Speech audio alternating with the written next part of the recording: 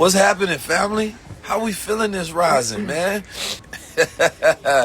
So on this glorious of days, man, I woke up feeling good. First of all, let's address the tourists in the room. Yes, it is tourist season. I might have to do a track called The Tourists in the Room, you know what I'm saying? Forget the elephant. It's the bull season, man. Full bull season, man. And when bull season comes around, it's Mayday, Mayday, Mayday, man. It's wartime. You never know what's going to happen. Tomorrow's my born day, and I'm feeling electrified, and I'm feeling good, right? I know there's a lot of people who don't like to think, and so I know that makes you all very angry sometimes. Probably not you all, because you tapped into Mr. 19. So you already know. This is, I'm what the coach's feeling is like. That feels like my moniker right now. I'm what the coach's feeling. It just hit. I'm not, like, I ain't gonna lie, Kendrick just got that relatable. You know what I mean? When he dropping them Elohim bars, it's just relatable. I just feel it. I just understand it. And I know a lot of people don't like the fact that you got to think a little bit with some of your bars. I know we don't like to think. We don't want to be high-level observers and decode and break down. They like, man, why they got me thinking?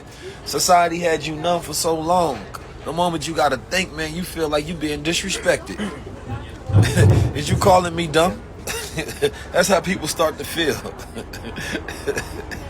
But oh man, it actually feels really good though to get this energy, you feel me, and get this frequency. So it's I think hip hop needs this. It needs this because society needs this, more important. Not even hip hop. Society don't have to think enough, right? Like anytime you gotta think, people really get agitated by that. Why is he putting in hidden messages? Why is he making me have to use my brain and my mind? Why can't he just lay things out right in front of me? Right? Why I don't have this level of education or intelligence? How come I ain't mastered any other levels of the English language? Right? So I can understand why people are mad. Right? And if you are a surface level thinker and you don't have any ability of your executive functions, you feel me? People will attack Kendrick fans and saying they think they smart. Why wouldn't your fan base think you're smart? Think about that for a second. Like, that's a good thing. That's a good sign of a healthy society, right? Ones that can philosophize, right? Ones that can debate, one that can have deeper levels of understanding. You got to understand what we got to. We at this point now where, you know, back in the day, they used to make fun of intelligence like in the hood. Oh, you think you smart. Now they call it Hotep rap and all these different things. Anything to get away from the fact that you just not smart. And you don't want to be, and you don't want to be high level. And then we at this point in the game where, because society don't have no morals, you can't even attack people from a moral perspective anymore, because people don't care. These people were getting mad the other day that he was talking about colorism. That was a low-hanging fruit, and we already know why, because we have a very diverse society today to where a lot of people was thinking about their own babies and their own situation, right? And they were reflecting on their own reality. Right? They couldn't take themselves out of it.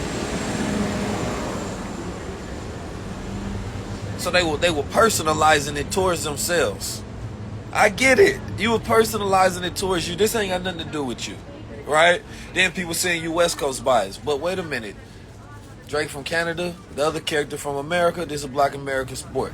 Then we get to a point where the man was talking about allegations of him messing with little girls. You know what I'm saying? Was talking about character flaws and all sort of different things, and we ain't want to talk about that at all. Let's divert that and go back to the color. Don't you think some of the other things that he laid out was worse? But let's ignore that. Why? Forget the BBL talk. Forget the why. Because we at this point in society where we demoralized. We don't have any standards. So it's like walking into a room, right, of I think I used the term last time. It's a walking in a room of tricks. You feel me? And then, you know, you come in there and accuse somebody of paying for some pee, and everybody is like, wait a minute, we don't care. We all do it. You feel me? Everything, and here go BW29. It's not that deep. Everything is that deep though. See, like if you go come on 19 Keys page, it's really for us to have a deeper reflective conversation. If you want to go have a conversation, you go over there. If you want to go have somebody else, you go over there. But if you want to have high level, we come over here. But society don't care about morals no more.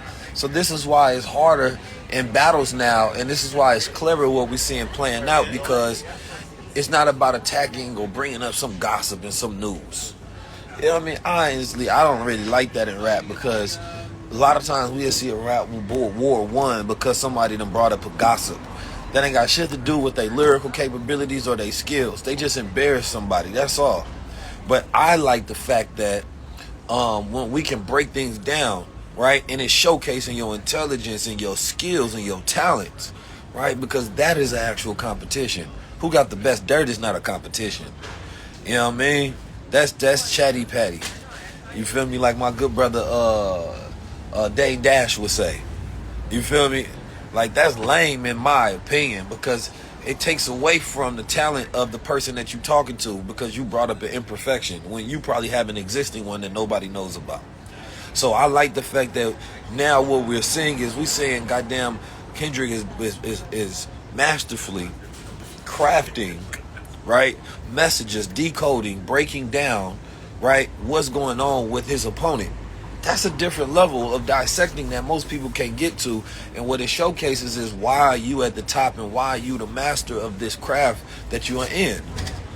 That's what I enjoy, because there's different layers to this hip-hop thing, and it ain't all about who can make a hit and who got stats, right? Like, let's go to the point of what it is, like, who's the most talented, who can really actually create a narrative, right? This is strategy going back and forth. This is chess going back and forth. Somebody say, stop talking about rap people, bro. No, I'm going to talk about whatever I want to. I don't have no boxes. If y'all want 19 keys, just go talk about something, that means you my slave master. And I don't operate like that. You feel me? On the days when I want to talk about politics, I want to talk about, I got a whole show called High Level Conversations. Sometimes it's 3 hours long. That's me giving my contribution to the culture, to where y'all can lock in every other Sunday and we can deep dive into things that nobody talking about, which I actually have the good brother Nuri Muhammad that is coming on this Sunday. So I do my job.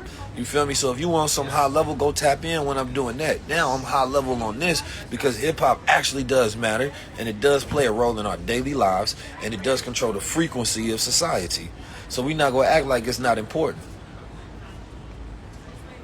So I'm going to give y'all some keys and some pointers. If you ever want to build you a brand, if you want to build your personal brand up, build it based on who you really are, not what you do.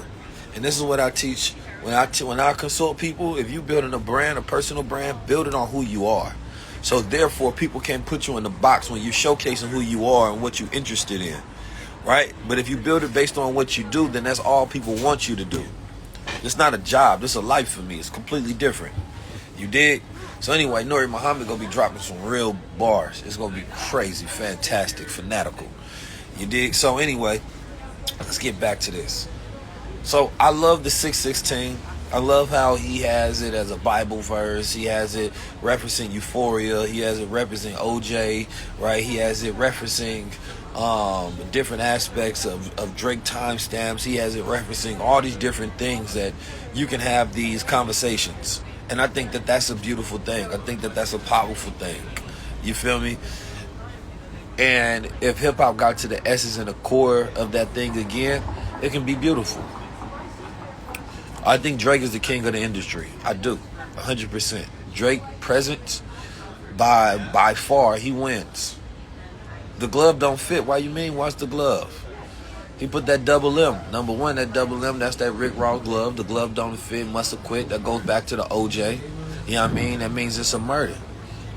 There's so many different ways that you can break down the glove. But I think that what we seeing is he also created a narrative that make the boy paranoid, or at least to make people talk about it as if it's something going on in his own clique. And now he's making himself seem like the boogeyman. Like, I ain't had the flaws you thought I had, and the propaganda you pushed on me don't even have that power. So instead of them going back and forth with Drake is winning in the propaganda war, you know what I'm saying?